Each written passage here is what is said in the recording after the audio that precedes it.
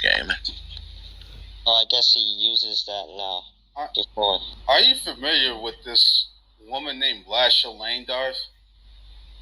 Doesn't sound familiar. Repeat it. Lasha, I think her name is Lashla Lane. No, this is the first I've heard of it. What about her? Yeah, she is a very abrasive, to say the least. She's very rude, very obnoxious. She just comes in on attack mode, and she's just a troll. So remember that name, because she's just she's not. Well, I just hope that she doesn't come in and lashes out at me before I've had my Dunkin' Donuts coffee, because it could be really bad. We could have a Hulk moment. Oh yeah, she came in here just lashing out at Todd, and I wouldn't be surprised if she comes in lashing at you, Todd. Apparently no. I listen. I can't imagine this. Everybody loves me, right, Gavin?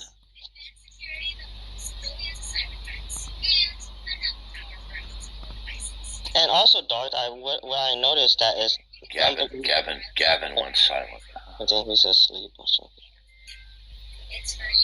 Some of these messages I'm seeing is hilarious. Hey, Darth, I think the atheists, what atheists start to do is they try to atheism, agnostics, they try to not make it differentiate, where it's like you can't even tell what's an atheist and agnostic. You can't even tell no more, you know. And I was like, oh, thank you, Darth. You're helping me get it, you know. Well, I was like, the problem is so much of outspoken atheism is just incompetent reasoning, okay? As opposed to, let's take Graham Oppie, okay? I had the opportunity to speak with him briefly, right? And I disagree with him, but he's not an incompetent presenter, okay? You know, when we get this crap, they go, atheism is just a rejection of a claim. Atheism is a lack of. Compare Matt the Lebloviator to somebody like Graham Oppie. Okay, this lacktheism claiming to represent atheism is just it's beyond stupid. Okay. Just stop calling yourself an atheist if you don't deny God. Just call yourself an agnostic. Okay? I don't agree that agnosticism is a valid claim, but it's still a defined claim where one claims neither to affirm nor deny God's existence. Okay? Yeah, they don't. Look, Jeffrey J. Lauder, who is the founder of Internet Infidels, one of the largest websites for atheists, wrote in his blog, and by the way, I listened to Jeffrey J. Lauder debate one time, okay, and it's been a couple of years since I listened to it, but at the time I was very impressed with his intelligence and his articulateness, and we didn't hear the usual cliches, you know, drooling out of the side of his mouth that we usually get from atheists. Okay, so I can say he's one of the rare atheists that I found somewhat impressive. Didn't agree with him, but somewhat impressive. Well, he wrote in his blog, quote, atheists continue to shoot themselves in the foot on the internet when they do not have a unified definition of atheism. Okay? You can't sit there on one hand and say atheism is the denial of God, and on the other hand say it's not the denial of God. Okay? I mean, it's just stupid. Okay? Yeah, they try to not. The reason why they want to do this is they want to have their cake and eat it too, because they know what atheism means in Western-speaking English, but at the same time they know that they can't defend the denial of the existence of God. Exactly. That's why you can't differentiate when they say, "Oh, there's like atheists and agnostic. They don't like because I was reading the Plato. It's like, oh, we have to exclude the atheists that just lack a belief versus the atheists that just don't. That's like that's not. And then if you read certain sources or analysis, like here's a really good source is. on the definition of atheism by Melick. I think that's his name, Melick. If anybody wants to read this in the audience, send me a DM and I'll send you a link to it. Or you can, yeah. So anyway, this is a guy who's not a Bible thumper, right? And he just eviscerates this lacktheism in his paper on the definition of atheism. Look, these people are just plain stupid. They'll sit there going, I'm an agnostic atheist, and they think that this is somehow erudite. It's just stupid. Yeah, it's not atheism. When people call themselves an agnostic atheist, if in that term atheism means in any way the suspension of judgment of God, and agnosticism means the suspension of judgment of God, then why the compound term? It would be redundant. But see, they're using the word atheist and atheism in an equivocal manner. So when they say, well, I'm an agnostic atheist, so what they mean is, I believe there's no God, but I don't know it. Okay? But you see, but then when you ask them to defend their atheism, they will then define atheism as a suspension of judgment and not the denial of God. Okay, so they're equivocating on the meaning of atheism. Yeah, and that's why I like how you ask, what do you do? So it's not just, okay, I can deny in my psychological state, but when you ask what do they do, and then it just shows that they do deny God. So it doesn't matter.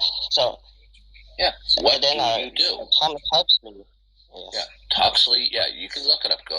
Type in agnosticism and go to the Wikipedia link.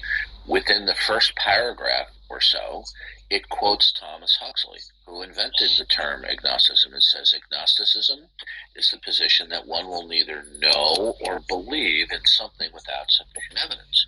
So it's not restricted to knowledge to the exclusion of belief, right? And Darth, can you help me understand, like, at first was Thomas Huxley an atheist, and then he just was he, what's the whole story or the deal with it? Because Thomas Huxley was a contemporary of Charles Darwin. He's famously known as Darwin's bulldog, right? That he was the public staunch defender of Charles Darwin's theory of evolution, okay? And so, but he famously coined the term agnostic. The dog is wagging his tail. Satisfied with simply the affirmation or denial of God. So he wanted to come up with a category which could express one is suspending judgment. And he called that agnosticism. In the world. Yeah, I gave you the proof. You don't accept. For knowledge, gnosis. Okay. Now today, internet atheists, the knuckle draggers that they are, will try to define the term in terms of its etymology, that it only deals with knowledge. Well, that's just simply not the case. It deals with belief as well. Okay? It's simply, if I'm agnostic as to whether there's the Loch Ness Monster, I am suspending belief as to its existence and not existence, not just knowledge. Okay? Right. So if I'm agnostic about gold on Mars, if I'm agnostic that there's a T-Rex roaming South America, I am claiming to suspend affirmation or denial. I'm claiming to suspend judgment. And I like how you said knowledge, because sometimes unbelievers will just say, agnostic, I just lack a belief. I'm not saying God does not. Yeah, look, sometimes it's okay and it's appropriate to distinguish between knowledge and belief, okay? We will use, and remember, knowledge is a form of belief. It is a subset of belief. Knowledge is a belief state for which we label it that way when we have a greater degree of warrant and justification rather than lesser degree of warrant or justification. Okay? And so sometimes it's appropriate to demarcate these terms, but other times the difference between the two terms is just a matter of emphasis. Okay, the differentiation is trivial within the conversation. Okay, so when they sit there and say, "Well, I believe there's no God, but I don't know there's no God," say, "Okay, fine. So, do you believe there's no God without rational basis?" Right? Mm-hmm.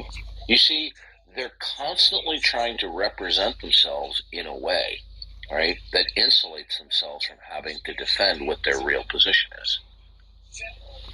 Like last night I encountered a guy who claimed to be agnostic. Oh, that's great. I'm watching a video of some guy, Mike Tyson is pounding him in the head on an airplane. This guy was harassing Mike Tyson on the airplane. Check it out. It's a funny video. And Mike Tyson just bangs him with his fist. I mean, isn't it kind of stupid to harass Mike Tyson? Isn't that kind of stupid? That's like juggling real sharp knives. Not a good idea. Yeah, like Darth, I read somewhere it's the English biologist Thomas Henry Huxley coined the term agnostic in 1869 and said it simply means that a man shall not say he knows or believes that which he has no scientific grounds for professing to know or believe.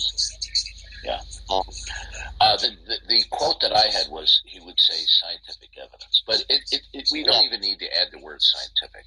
What he just means is evidence in general. Okay. Right? You got to remember, look, the vast majority of atheists that we're going to encounter, in spite of their educational level, okay, they could be a medical doctor for all we care, but the vast majority of these atheists, regardless of their educational background or their IQ, right, they're very poor thinkers. They're just accustomed filling their minds, with atheist slogans and cliches. I think the reason why myself and other people on Clubhouse are more effective in dealing with these people is because we not only study the opposing point of view, like in Christian apologetics, but we have so much interaction with atheists. We know how they think, we know their platitudes, their cliches, and we're prepared ahead of time. That's why these atheists, they're just walking, talking cliche machines. Yeah, one thing about Thomas Huxley, he was like an honest. He was trying to get to the bottom. I wouldn't put it that way. Okay, yeah, it's just sometimes these unbelievers are just not as well. He was listen. He was an atheist, but he was not a self-proclaimed atheist. He didn't want that title. He was denying God implicitly and indirectly, although he wasn't explicitly denying God. Okay? So he knew, I'm surmising that he couldn't verbalize an adequate defense for the non-existence of God, so that's why he coined the term agnostic. Okay? Look, his agnosticism was the late 19th century's version of modern-day lacktheism. It's trying to be like you're trying to solve an issue, and how do I say it? It's like, how should I say it? It's like it was an issue for him, so he had to do something. So just say that he knew he couldn't defend the falsity of God, but neither did he want to affirm the existence of God. So agnosticism is just the 19th century version of lacktheism,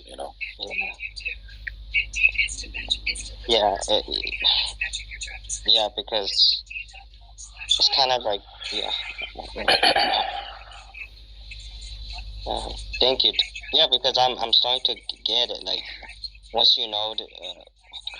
Well, Derek, do you have that paper on the definition of atheism by Malik? No, like, can you send it to me? Okay. Are you on Discord? Yeah. Okay. Send me a DM on Discord. Okay. And I'll send you the paper from my computer on Discord. The problem is it's a little bit tricky finding the paper and downloading it. I mean, it can be done, but it's just like I hate when it's hard to find something. Send me a DM. Just say this is Derek from Clubhouse, and I will DM you on the definition of atheism. Remember, this guy's not a Bible believing Christian. Okay. And he eviscerates the lacteists. Yeah, it's yeah. You're right, because I always pull the lack of belief, and I'm scratching my head. I'm like, Yeah. okay, lack of belief in what? Well, this is a form of verbal subterfuge. Okay, what does that mean? Telling me you lack belief in God is not informative. Okay. Yeah. Because everybody who denies the existence of God lacks belief in God, and those who claim to suspend judgment also can represent themselves as lacking belief. So we still need further clarification. Is your lack of belief due to the denial of God, or is your lack of belief by virtue of the claim of a suspension of judgment? Okay? And this is an important distinction. Yep. Boy, isn't DeSantis great? He's going after Disney. Okay. What's he doing? Yeah, well, along with the he's called a special session, I think, of the legislature and the House and the Senate. I think they're passing a bill that's going to remove Disney World's special tax and legal status, that they can regulate themselves. Because Disney wants to, jump in on this wokeness, which they should keep out of it. And by the way, I'll tell you something, you better wake up, you executives at Disney, okay? You keep on putting in material trying to groom kids in terms of LGBTism, in terms of your movies and TV shows, you're going to see your stock go down. You're going to see people declining going to Disney World, right? I mean, they're playing with fire here. I can't even look at it. I just can't. It's wicked. I never would expect it. Well, you have to understand that there is a lot of homosexual infiltration into the creative ends, pun intended, of homosexuals within Disney.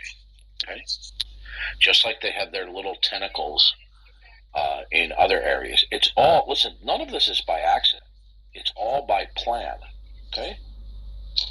Right? Yeah, so what you'll see is, look, a week or two ago, we actually have video recordings of a Zoom interaction where some higher ups in Disney said that they're specifically trying to put LGBT, and I'll use the word propaganda, they didn't, but stuff into the script, right?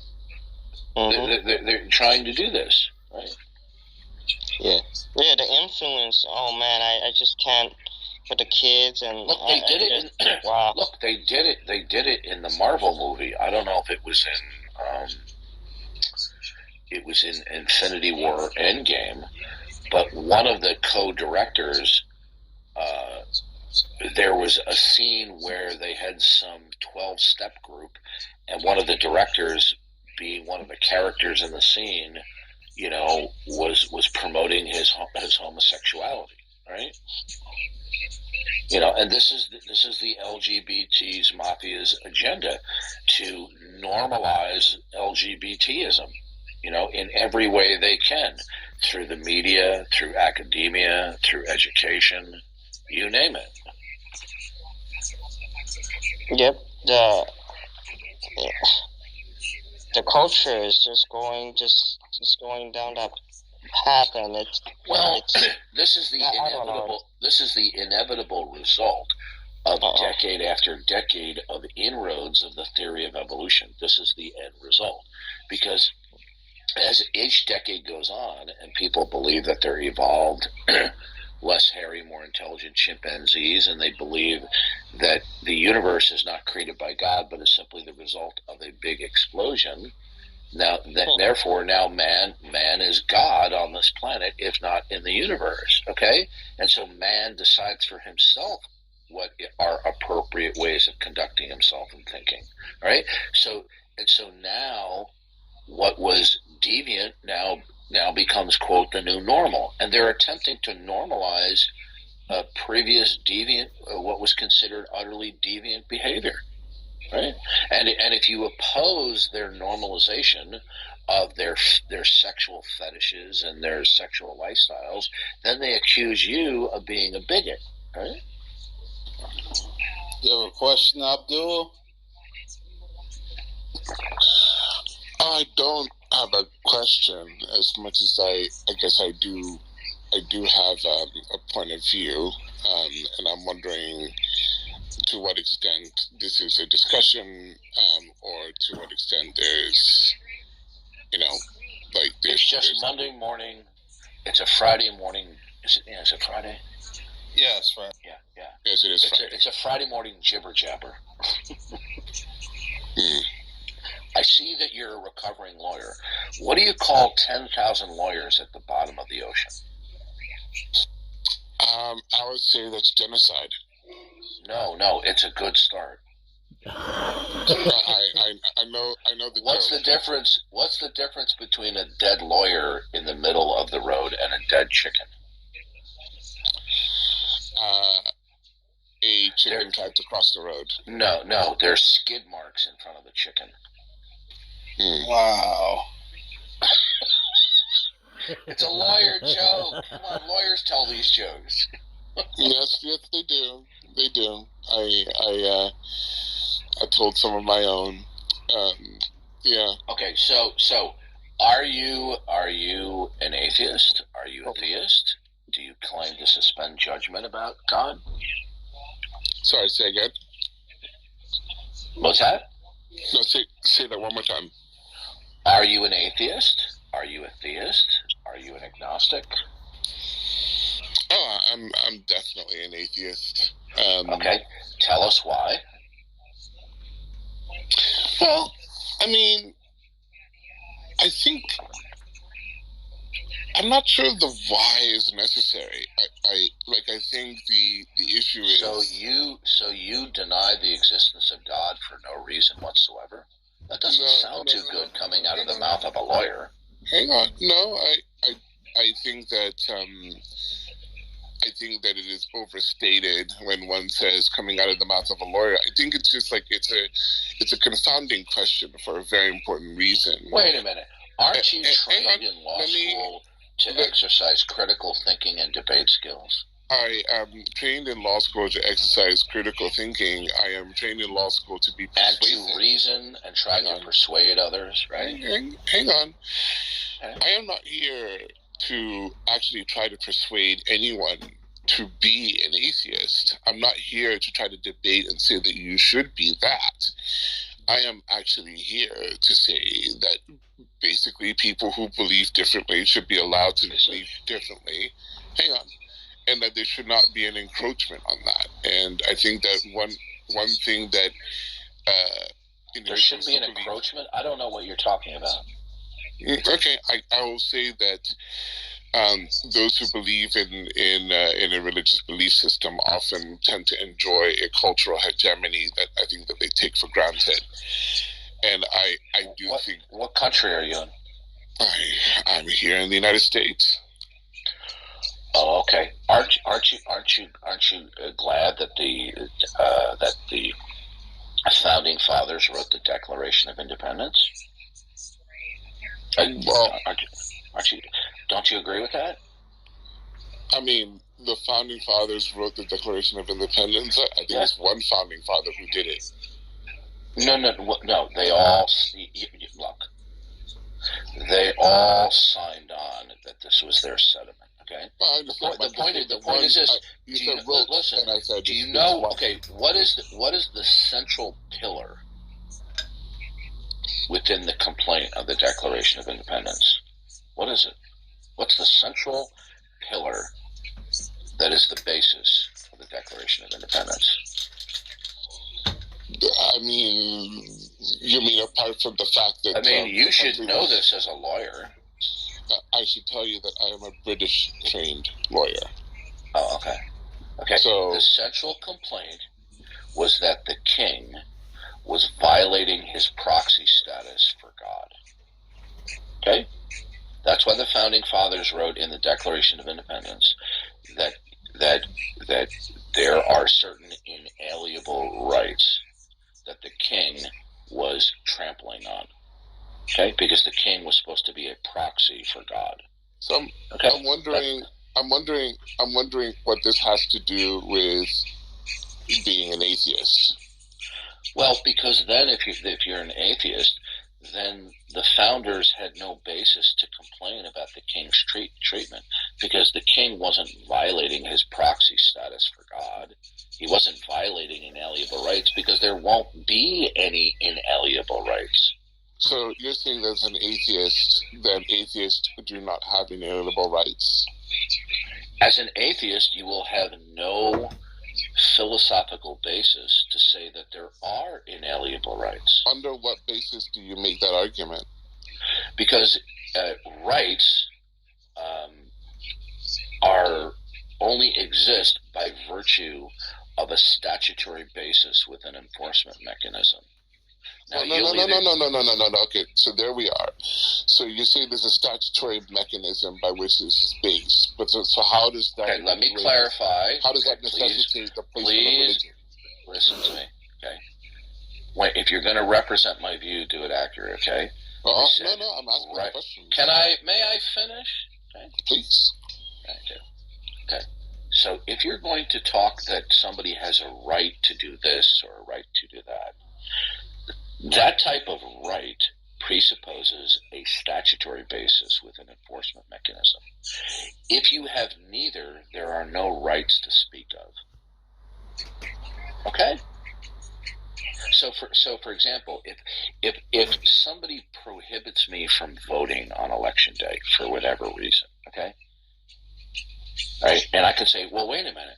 I have a right to come here and vote according to my state's laws and my country's laws, and this person is stepping on my right to vote, and I tell this to the policeman, and he stops the person from preventing me to vote.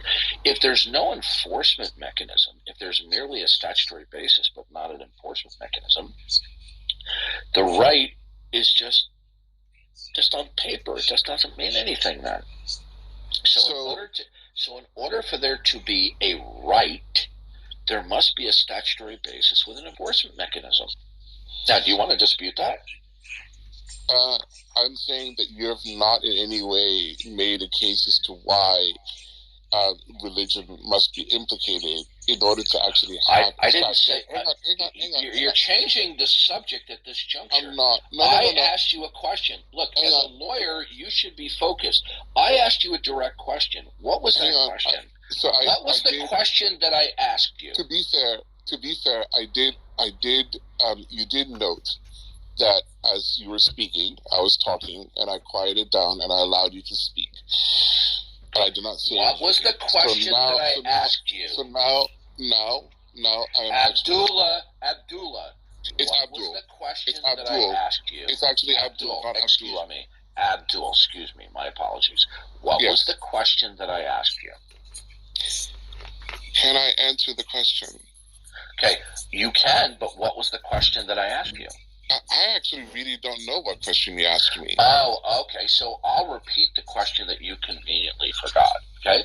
I said there are no rights to speak of if there is not an identifiable, defensible statutory basis with an enforcement mechanism. That's not a question, that's a statement. You said, that's right. Do you want to dispute that? That was the question. Do you want to dispute what I asserted?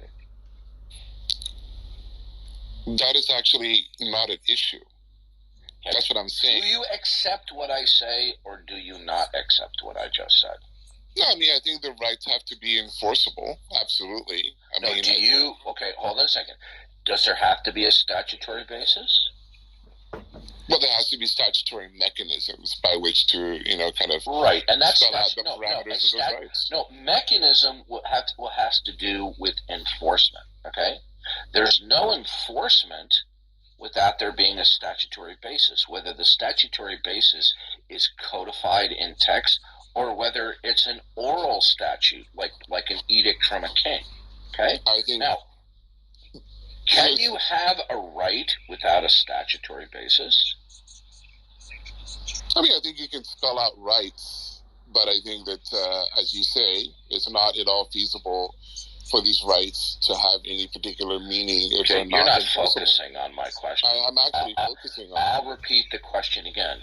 Can you instantiate that there exists a right without there being a statutory basis? I think that it is very difficult to instantiate rights without statutory mechanisms in place. No, that's not the question that I asked you. Can you have a right at all, conceptually speaking, without there being a statutory basis? I think that if the rights are inalienable, yes. Okay, so you're in agreement that in order for there to be a right, there has to be a statutory basis. So No. I think that it is possible to have those rights because those rights are inalienable. Whether they're enforceable, that's a different question. Whether they're inalienable or not does not resolve the issue as to the statutory basis. Do you believe in order for there to be any... Please, I'm talking. I understand, but this is turning out to be more of an interrogation than a discussion. I'm talking. Do you believe that you can have a right of any kind that is coherent without a statutory basis? According to the framers, yes. No, that is false. Hang on. Can I actually respond? Sure, go ahead. Good luck. You do seem to have this thing where you're overbearing on my ability to respond. Look, and the one who's you're talking over me right now. Right, because you were over-talking to me, and you're talking about overbearing. Do you know how many times in our interaction you cut me off and were over-talking? Actually, in the beginning... And then you say I'm over... Oh, you know what? Get the hell out of here. In the beginning, I did that quite a bit. Get the hell out of here. But now Get out of here, you hypocrite. Okay, you piece of garbage. Okay? This guy wants me to talk about me being overbearing. Do you know how many times he cut me off and was over-talking me? Oh, several times. Easily. Oh, several? Do you know how many times he did that? And I tried to be patient with him, right?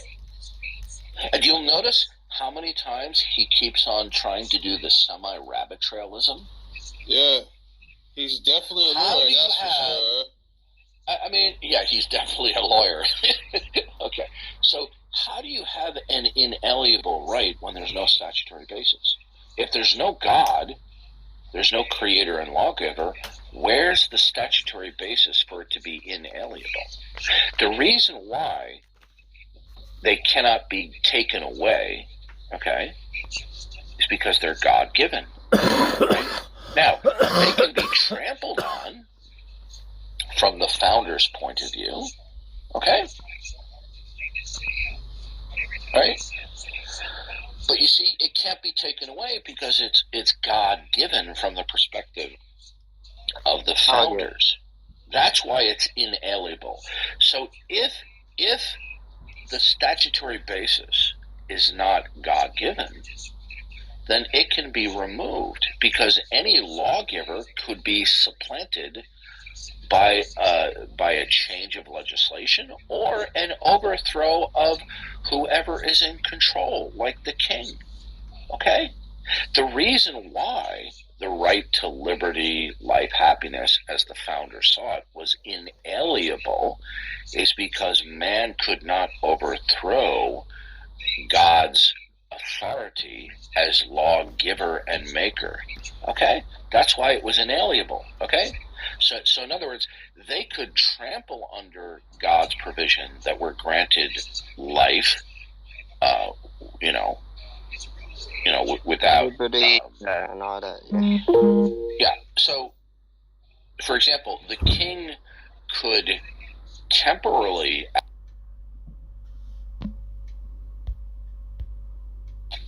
but they can't overthrow the statutory basis, which is God himself. It means they're just disobeying God. But they cannot remove the basis of what they thought was that inalienable rights. So you see, this is the problem, that even when you have somebody who's a college-educated person and a trained lawyer, like Abdul, but they're an atheist, even they don't even know what they're talking about when they're recapitulating, let's say, the Declaration of Independence. And he clearly was an educated man, and he was an intelligent man. And even he was inept, as we find most atheists are. Okay? How do you have an inalienable right if there's no lawgiver such as God? Because you could tear up whatever statutory basis there is, you could burn it, or you could kill the lawgiver such as the king and overthrow it. So for example, let's say in Russia, prior to the Bolshevik Revolution, you're given the right to religious freedom. But then when the Bolsheviks come in and they take over, they remove that provision either in writing or in practice to the freedom of religion. Then you no longer have a right. Okay? So, you see, this guy, as an atheist, has an incoherent notion that there are inalienable rights. He doesn't believe in God. So what is the statutory basis that is inalienable, that cannot be removed, cannot be obliterated? It might be trampled on, right? Yeah, if it's an inalienable right and government or take away, then you don't have, it can be taken away.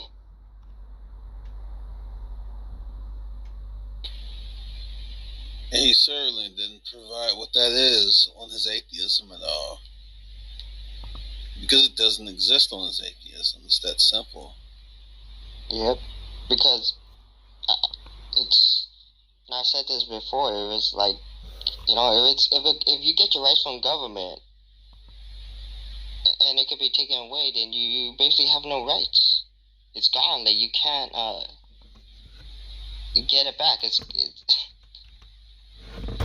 Yeah.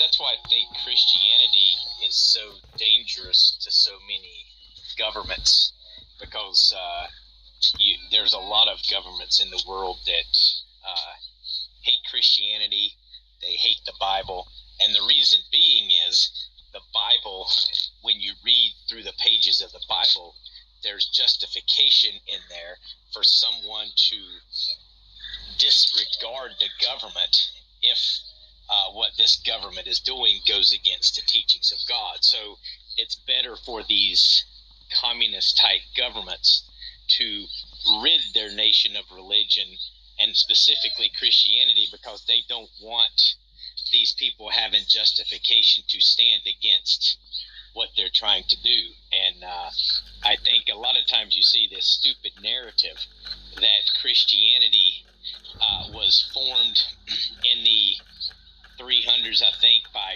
Constantine to try to control the masses. But it would be stupid for anyone to write anything like what's written in the Gospels, in the New Testament, in the Bible, for that matter, to use to try to control people, because within the pages of the Bible is also mechanisms to disregard and disobey certain things that a government might try to do. So it's just really interesting that this argument is often made, but it just doesn't hold up when you actually look at the text of what the Bible actually says. Yeah, exactly. No, it's like